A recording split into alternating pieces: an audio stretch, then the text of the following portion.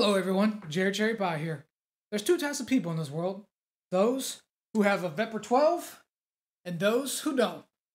In this video, I'm going to show you a quick peek at all the customization I've done to my fully loaded VEPR-12. But first, let me back up here so you can get a full shot. Oh yeah, look at that.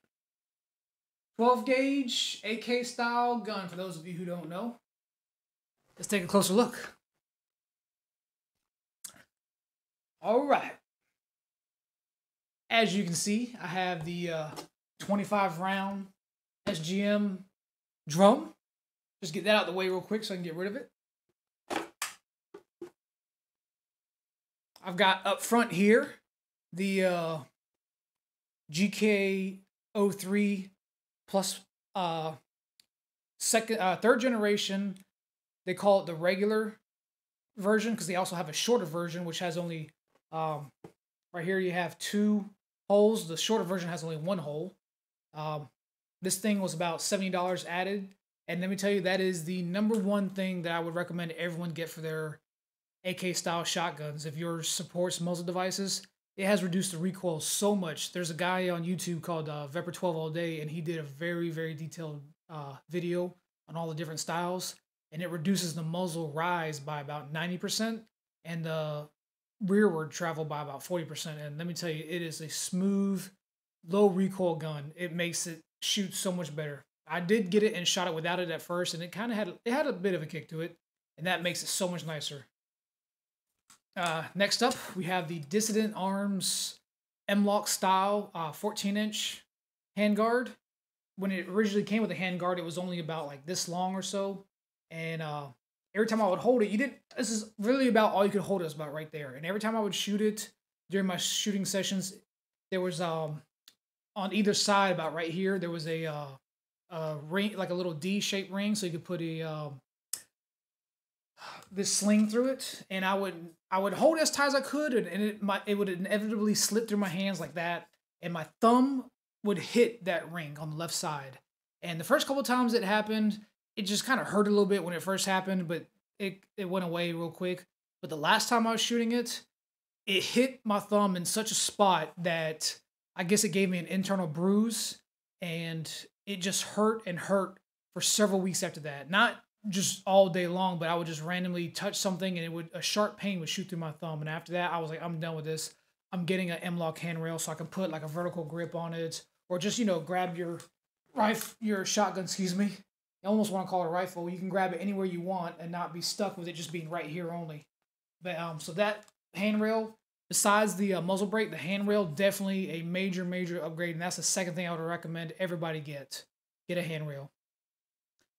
Next up here, I have the Knurled style extended charging handle from Carolina Shooter Supply. The original AK has just a really small, not really small, but about half that much, and it's like a sharp U shape, and so when you're digging into it and try to charge your weapon, it will always be kind of just a sharp pain because it's real thin into your finger. This thing just makes it so much easier. You can grab it easy if you have gloved fingers. It makes it so much easier, so much smoother on you. Even not easier, just it makes it hurt less. It doesn't even hurt at all. So real cheap. That's about $35 a piece. Really enjoy it. I got the JTE style extended magazine release right here, and it is ambidextrous for both sides. So you know, regular AKs, you just have the magazine release right there. So when you want to grab it, you have to squeeze it in and pull your magazine out. And the major reason why I wanted to do that was because I got this drum magazine, and this thing right here is about $110, and it is sensitive. If you drop it, it can break and crack. And so normally you'd have to, oh snap, you'd have to,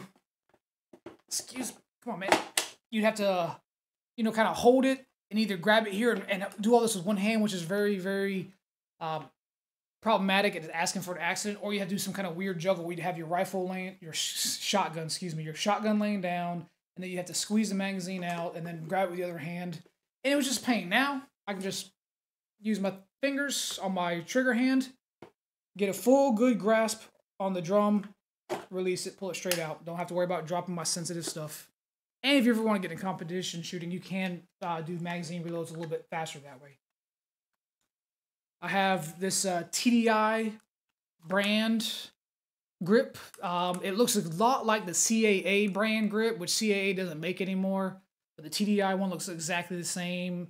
It has the same front and 3 back replaceable straps to customize it. I like the bigger style. And the original one I got from Molot is like your standard AK, so it's kind of weird slanted. This one's more vertical.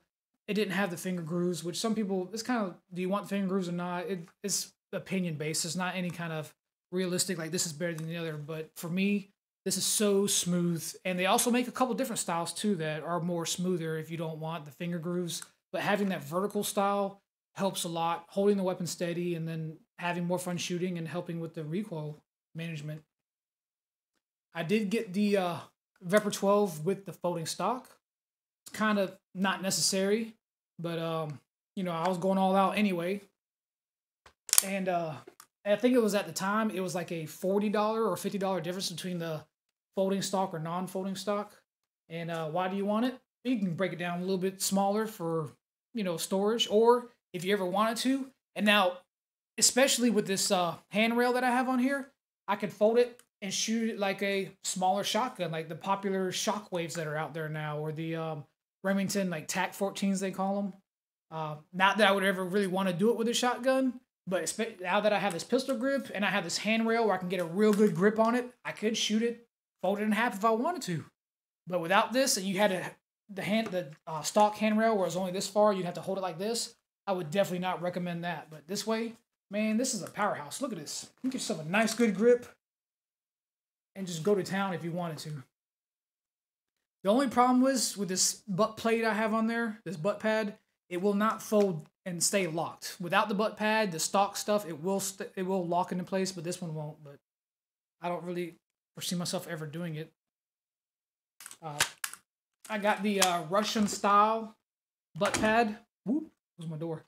I did have a limb saver at one time, and it barely, I had the biggest one available, it barely fit, and it would always kind of feel like it was stretching, and when you shoot it, it would move side to side. But this thing right here, it's perfect. It hasn't moved at all. It did not have these little cutouts here. It came with this Velcro. The original older styles had like a really nice leather. This one just had a cheap little Velcro strap, and the cutouts here weren't even cut out. It was solid rubber. It did have the indent all the way in, but there's a piece of rubber in there. And so I messaged the company that sold it from Britain, and they said that they can't find any suppliers now that have it pre-cut. So I just got a knife and slid it through there. But again, it's on there nice and tight, so it's not going to slide off. I just kind of did it there because I thought it kind of looked a little bit cooler that way. I got the Carolina Shooter Supply Scout rail, and what you do is you replace, this is your rear sight would go right here. You take that off and you put this rail piece here instead so you can put an optic this way. And at first I thought it'd be kind of unnecessary, but for those of you who don't know, this is going to be your first shotgun. The VEPR-12, you cannot put an optic here over the ejection port, or else your shells will jam and you have failures to extracts or ejects every single time.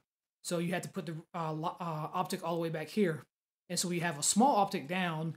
You just can't seem to get a real good. You have to have your so low down there to see it, and you feel like all this recoil's coming at you, like right in your face area.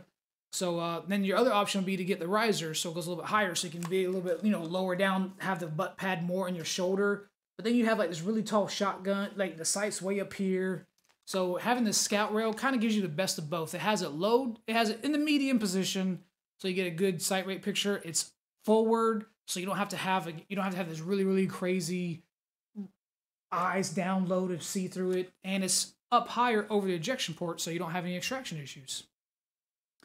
And I mean, that's really about it. Just got this cheap $20, or actually it's like $10 or $15 Black Hawk strap, just basic, just slinging over your shoulder in case you wanted to rest for a second, and this Magpul vertical forward grip, M-LOK style, of course, to fit with the rail. First time I ever really used a vertical grip on a rifle or shotgun or anything, and I really enjoyed it. So you got the options. You can either hold it this way when you're shooting, get that good tactical grip, or you can hold it back, or you got this way, or you can use it as a hand stop. It's real nice. I've really, really enjoyed it. I really wish I would have. I've had this shotgun for over a year now. I wish I would have had this handrail system from day one. I kept putting it off. It was $240. And I said, oh, that's a lot of money. I already spent $1,000 on the shotgun. But after hurting my thumb several times, I'm kicking myself when I've done it day one. And last but not least, do have this quick takedown pin right here. So, can you see that? Yeah, there you go. So when you, normally, with stock VEPR, when you open it, it will hinge up. But with this scout rail in the way, you see it's right there over the hinge, so you can't hinge it up anymore. So when you pop it open, you pull the quick takedown pin out so you can take the whole entire top rail off. Oh, and you can't see under the hood though, but I have the JTE recoil spring and the little plastic piece that goes in there for smoother action. My gun did not have any issues cycling any ammo out of it from day one. Before I got this gun, for those of you who are new to semi-auto style shotguns, especially box-fed ones, they have cycling issues with lower powered or lower feet per second ammo. They will not cycle properly. You'll have failure to eject issues. And so as you shoot it, it kind of breaks in the springs. It makes them a little bit weaker. It makes just, you know, all the metal inside is rubbing on each other, so it starts to rub smoother, so you get any kind of piece that might have been sticking out, they get rubbed off. So you can either shoot 200, 300, 400 shells out of it, or what the VEPR-12 all-day guy recommended was just to cycle your weapon. Just do that about 300 times. So the first day I got my gun, I did that. It doesn't take long. I mean, it only takes about maybe 10 minutes to do that. And so from day one, I never had cycling issues. But if you do, they sell recoil springs. And I also wanted to try to get into skeet shooting just for fun. I know this isn't a skeet gun. They make high-end over-under type guns for skeet shooting. But I just wanted to mess around. And skeet shooting is real cheap. For like $10, you can get yourself a nice round. The ammo's cheap. It's about 25 cents for a bird shot compared to about $1 for slugs. Most ranges, indoor ranges, won't let you use anything but slugs. So you can either pay $1 per shot. And if you have this, that's minimum of $25 just to shoot one round. Or for $5, you can get 25 birdshot shells and just shoot. And it with skeet shooting, I did go one time a few years ago and use a gun at the range. It was pretty cool. I had fun, so maybe I'll get more into that and have some fun. I know that, again, I know it's not a skeet gun, but just going to try to have some fun. And with that guide rod, I got that lower recoil thing, because, you know, if you're going all out, might as well go ahead and go all out. You don't want to get the gun and then 2 or 3 months later be saying, oh, I should get another piece. Just get it all over with. I don't have many guns. Some people have 20, 30, 40 guns. I've only got right now 4, but all 4 of mine are really nice guns. They're really good brands, and I have them customized, really decked out the way I want them. So it's my latest creation.